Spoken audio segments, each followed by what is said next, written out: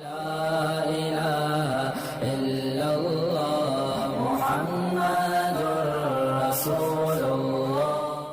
ایک بات یاد رکھیں کہ یہ ایک نص قطعی ہے اور فیصلہ. انسان چاہے لاکھ گناہگار کیوں نہ ہو، بڑے سے بڑے اس کے گناہ ہوں، ریت کے ذروں کے برابر گناہ ہوں، سمندر کے قطروں کے برابر گناہ ہوں، وہ بخشا جا سکتا. لیکن جو آدمی شرک پہ مر جائے اس کی بخشش ہے. یعنی اگر زندگی میں توبہ کر لے شرک سے پہ تو ٹھیک ہے، بات یہ ہے کہ وہ شرک پہ مر جائے، کیونکہ اللہ نے فیصلہ کر دیا ہے ان اللہ لا یغفر ان یشرک بہ، اللہ ہرگز معاف نہیں کریں گے جو شرک پہ مر جائے. وَيَغْفِرُ مَا دُونَ ذَلِكَ لِمَّن يَشَاءُ، اس کے علاوہ یعنی شرک کے علاوہ جتنے گناہ ہیں جس کو چاہے معاف فرما. اب یہ مسئلہ بھی ایک بڑا پیچیدہ مسئلہ ہے، اس کو سمجھنے کی کوشش کریں. بہت سارے لوگ جو ہیں نا جی نعوذ باللہ ثم نعوذ باللہ وہ پٹڑی سے ہٹ گئے. اسی لیے میں نے عرض کیا تھا نا کہ افراط اور تفریط میں نہ پڑھا کریں کہ یہ آدمی حد سے بڑھ جائے، یہ آدمی حد سے گھٹ جائے. اسی لیے سیدنا علی رضی اللہ تعالی عنہ نے فرمایا تھا کہ سیہلک فی فئتان، میرے بارے میں دو پارٹیاں ہلاک ہو جائیں. محب مفرط، ایک میری محبت میں غلو کریں گے، حد سے بڑھ جائیں گے، مجھے خدا بنا دیں. اور ایک مبغض مفرط، میرے بغض میں بڑھ جائیں گے، نعوذ باللہ مجھے مسلمان بھی نہیں مانیں گے. یہ دونوں ہلاک ہو جائیں. فرمایا کہ بچے کی کون سی جماعت جو اعتدال پہ ہوگی، نہ مجھے خدا سمجھے نہ مشکل کشا سمجھے، لیکن مجھے ام رسول اللہ حضور کے چچے کا بیٹا سمجھے، رابع الخلفاء سمجھے، داماد نبی مصطفیٰ سمجھے، اہل بیت کا سردار سمجھے، ولایت کا سر چشمہ سمجھے، وہ بچ جائیں گے. افراط تفریط والے دونوں جو ہے والا ہو جائے. یہی افراط و تفریط ہر مسئلے میں ہے، یاد رکھو. مثلا یہی مسئلہ ہے بخشش کا، اس میں ایک فرقہ ہے معتزلہ کا جس میں بڑے بڑے علماء ہیں. ان کا عقیدہ یہ ہے کہ آدمی چاہے جتنا بھی گناہ گار کیوں نہ ہو جہنم میں نہیں جائے گا.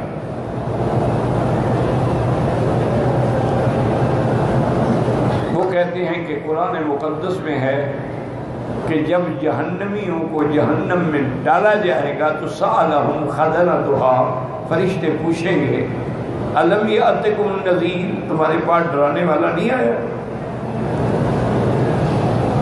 اللہ کے پیغمبر نہیں آئے، کتابیں نہیں آئیں؟ قالوا بلی قد جاءنا نذیر، کہیں گے ہاں بالکل آئے، لیکن فکذبنا، ہم نے تکذیب کی، ہم نے نہیں مانا.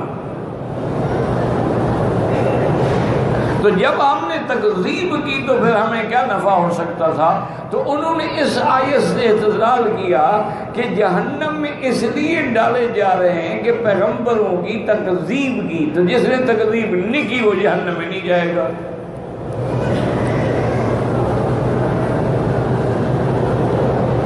وہ کہتے ہیں گناہگار ہو لیکن تکذیب تو اس نے نہیں کی، وہ مانتا ہے نبی کو بھی، رسول کو بھی، قرآن کو بھی، قیامت کو بھی، لہذا وہ جہنم میں نہیں جائے. یہ ایک فرقہ ہے معتزلہ کا، ایک بہت بڑی جماعت ہے، بڑے اس کے لوگ ہیں. کیونکہ یہ قاعدہ ہے میرے بزرگوں کہ جو بھی فتنہ کھڑا ہو نا اس کو ماننے والے مل جاتے ہیں. دیکھا نہیں آپ نے کہ قادیانی ورنہ کوئی شریف آدمی یہ بھی ثابت نہیں کر سکتا کہ مرزا غلام محمد جو ہے وہ شریف انسان بھی تھا، لیکن لوگوں نے نبی بنا دیا. اور اس کی جماعت آج تک موجود ہے، اور کئی ملکوں میں موجود ہے جہاں غربت ہے، جہاں پریشانی ہے، وہاں قادیانی جا کے اپنے مشن چلاتے ہیں اور لوگ قادیانی بن جاتے ہیں بھوک کی وجہ سے۔ اسی لیے حضور نے فرمایا قادر ان یکون الفقر کفرا، ہو سکتا ہے کہ آدمی غریبی کی وجہ سے کفر میں پڑ جائے۔ کتنے لوگ گمراہ ہو گئے۔ اسی طرح دیکھیں کتنے لوگ ہیں جو بدعت میں مبتلا ہو گئے اہل بدعت کے ساتھ مل کر۔ کتنے لوگ ہیں کہ کسی نے جھوٹا پیر بن کے ایک شعبدہ دکھلایا تو لوگ مرید ہو گئے۔ کتنے لوگ ہیں جو اب بھی نجومیوں کے پاس جا کے اپنی قسمت کا حال پوچھتے ہیں۔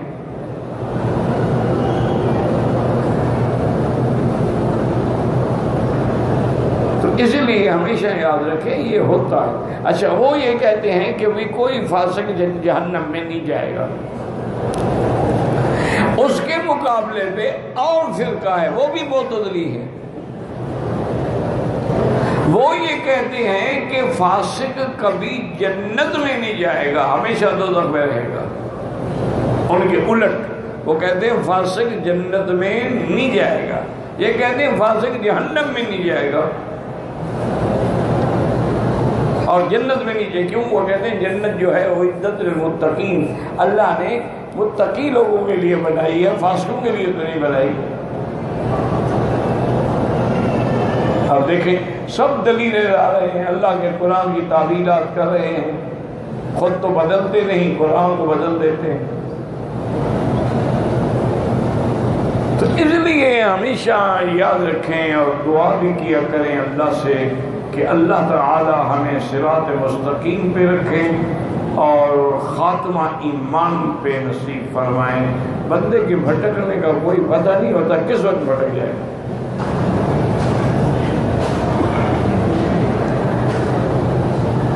عقیدہ اہل سنت والجماعت جو ہے، اہل سنت والجماعت سے مراد یہ بدعت ہی نہیں ہے۔ یہ کہاں سے اہل سنت ہے؟ یہ تو اہل بدعت ہے۔ اہل سنت کا کیا معنی؟ حضور کے طریقے پہ چلنے والے، والجماعت کا کیا معنی؟ صحابہ کا دامن پکڑنے والے۔ اگر صحابہ کا منکر ہے تو وہ بھی اہل سنت والجماعت سے نکل گیا، اور حضور کے طریقے پہ نہیں چلتا، بدعت پہ چلتا ہے تو وہ بھی اہل سنت سے نکل گیا۔ وہ اہل سنت تو نہیں ہے کہنے کے لیے جو مرضی آئے کہتے رہے۔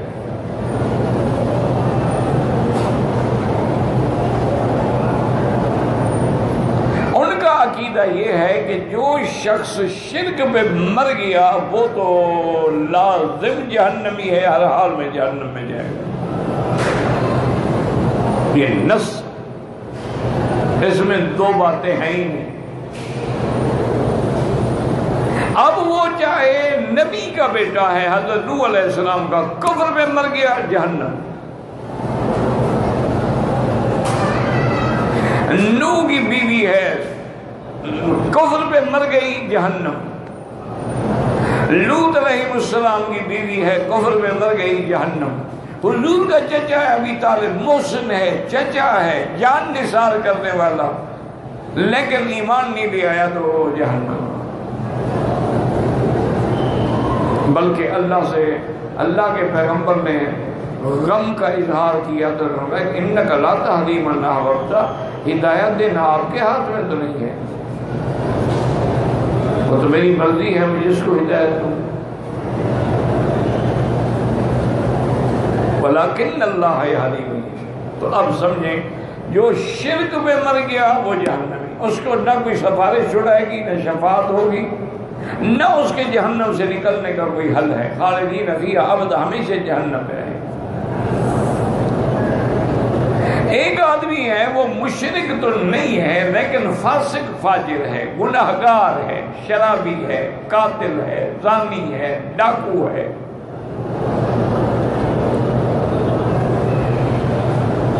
اب اس کی دو حالتیں ہیں، یا کیا اس نے توبہ کر لی؟ اگر اس نے توبہ کر لی تو اللہ اس کو بھی جنت میں بھیج دیں۔ جب آدمی سچے دل سے توبہ کرے، لاکھوں گناہ کیوں نہ ہو، اللہ معاف کر دے۔ جیسے ایک آدمی نے 99 قتل کیا لیکن سچے دل سے توبہ کے لیے جا رہا تھا، اللہ راضی ہو گئے۔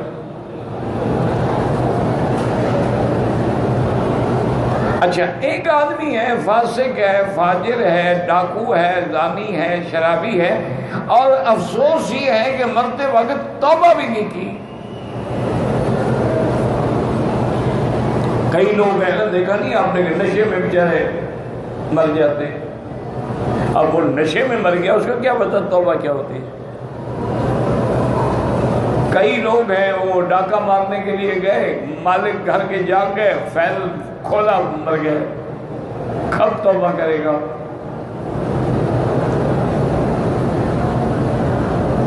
یعنی وہ فاسق ہے، فاجر ہے اور توبہ بھی نہیں کر سکا، لیکن مشرک نہیں ہے۔ ایک بات یاد رکھ، تو اس کا معاملہ کیا ہے؟ عقیدہ اہل سنت والجماعت کے مطابق تحت مشیت اللہ، وہ اللہ کی قدرت و مشیت کے تابع، انشاء عذبہ و انشاء غفر لہ، اللہ چاہے تو معاف کر دے،